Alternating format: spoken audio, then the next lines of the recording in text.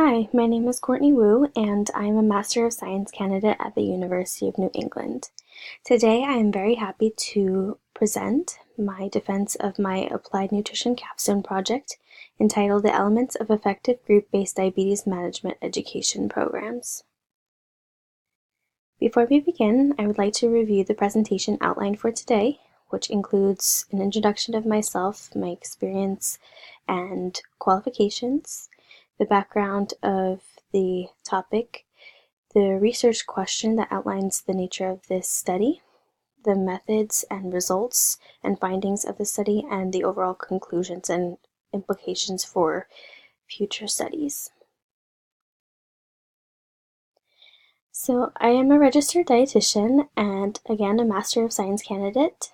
I also hold a graduate certificate from the San Francisco State University, where I also completed my dietetic internship. I also have a Bachelor of Science degree from Point Loma Nazarene in dietetics, and my clinical experience includes my current position as a dietitian for skilled nursing, as well as outpatient counseling and inpatient eating disorder acute care.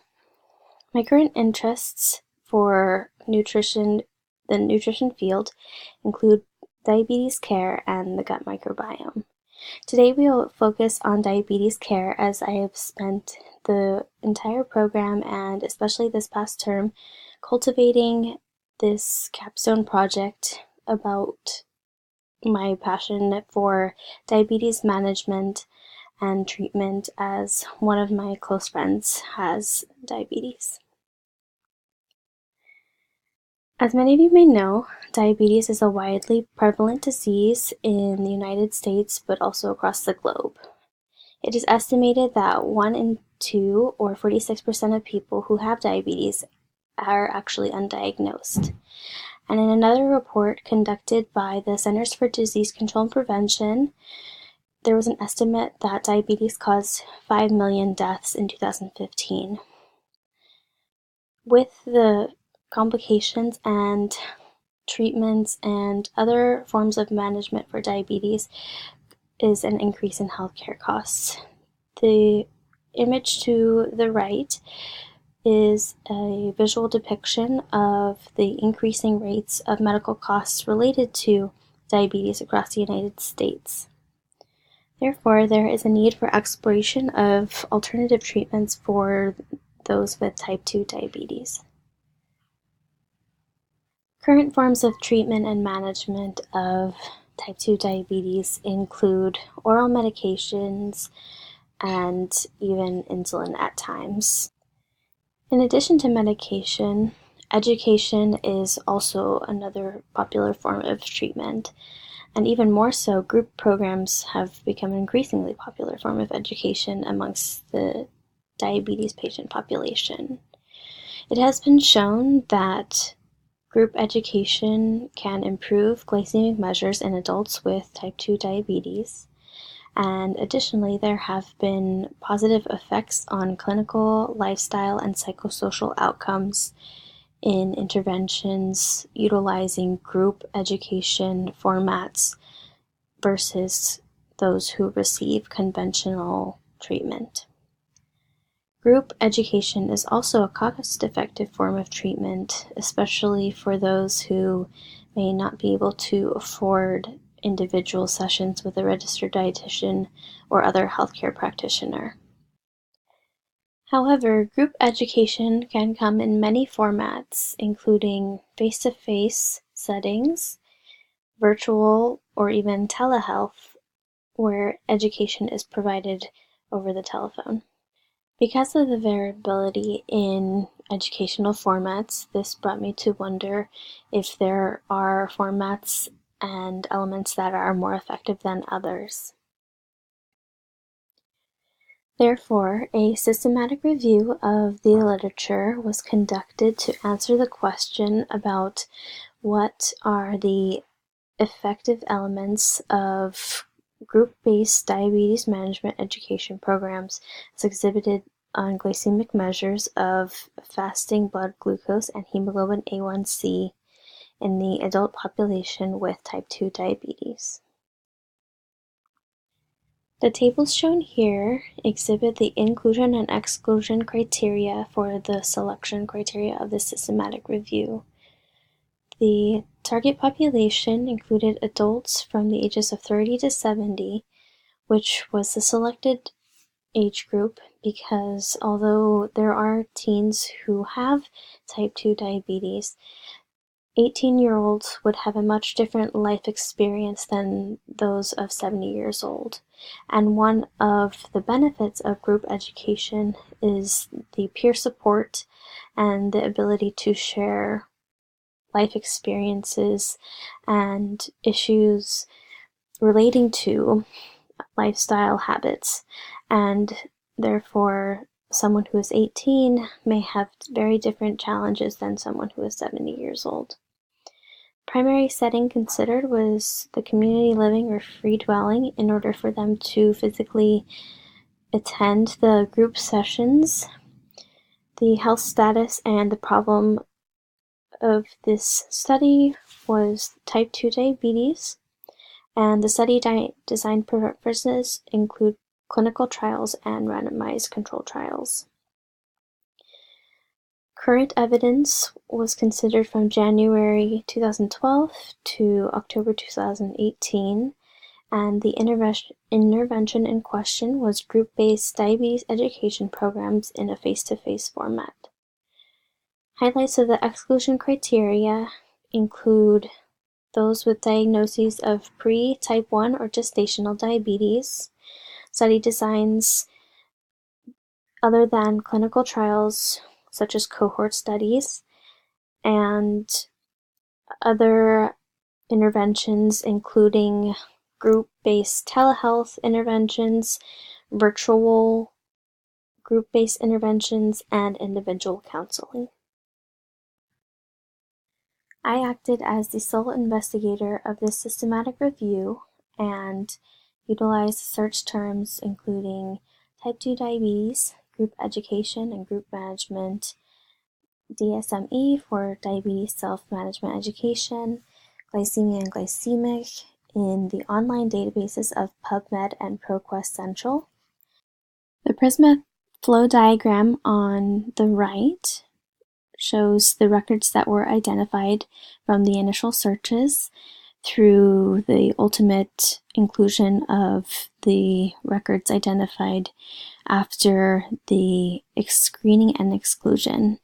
Most of the articles that were excluded were articles that included study populations outside of the target range and were not published in English, were not open access, and utilized target populations outside of the type 2 diabetes diagnosis. Ultimately, there were 4 randomized control trials that remained for review. Pictured here is a table summary of the randomized controlled trials that were included, which the purpose of these trials was to examine the effectiveness of group education, and some included follow-ups in controlling blood glucose, which included hemoglobin A1C and fasting plasma glucose. These studies were reviewed with the Evidence Analysis Library from the Academy of Nutrition and Dietetics Quality Criteria Checklist and were deemed of all positive quality. As you can see, there was a total sample size of 1,478, with each study from a different country.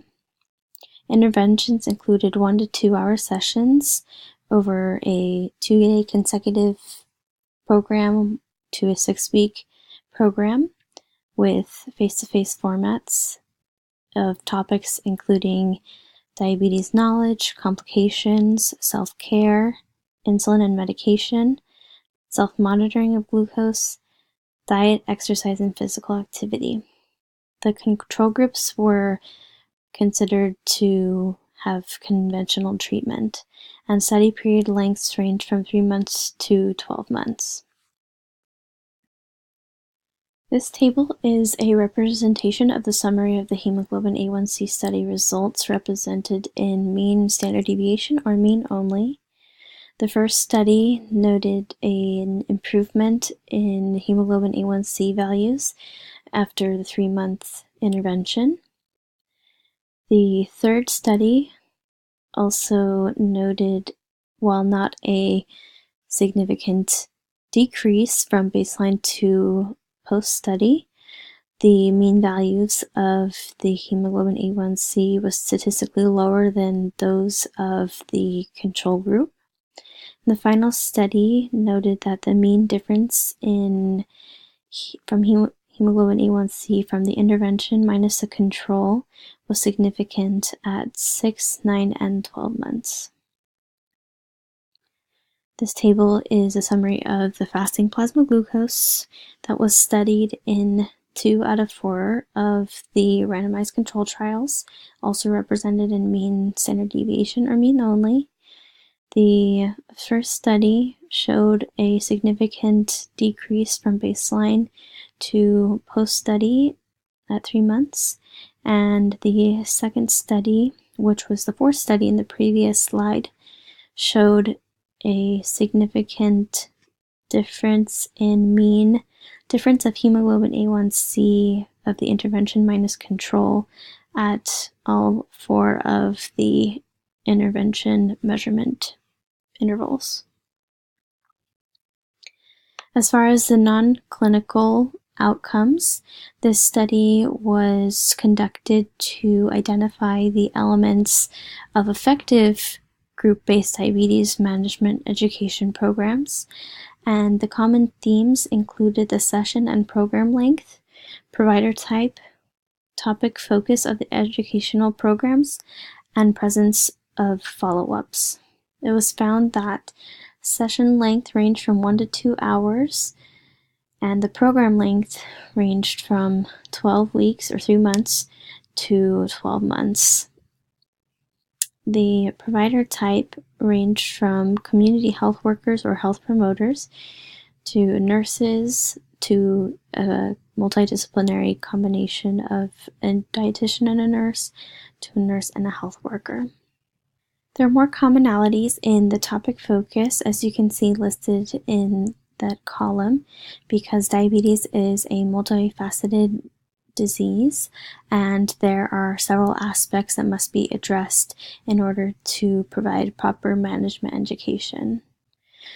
The presence of follow-ups was used in 3 out of the 4 studies, and it is likely an effective element because of the constant contact and accountability provided for the program attendees. In regards to conclusions, it was found that group-based education for at least 12 weeks is effective in improving glycemic measures of fasting plasma glucose and hemoglobin A1C, and that elements to consider when developing group-based programs included those highlighted in the previous slide of the program and education session length, provider type, curriculum, and presence of follow-ups. Although each of the studies included were of positive grade quality, the overall evidence grade for the results and conclusions of this study is fair because 4 randomized control trials is not a significant sample size to provide generalizability information to a larger population. Strengths of the study include randomized controlled trials, which is the gold standard for literature and research. The use of blinding, although single blinding was used, is also important as it contributes to the validity and reliability of the evidence.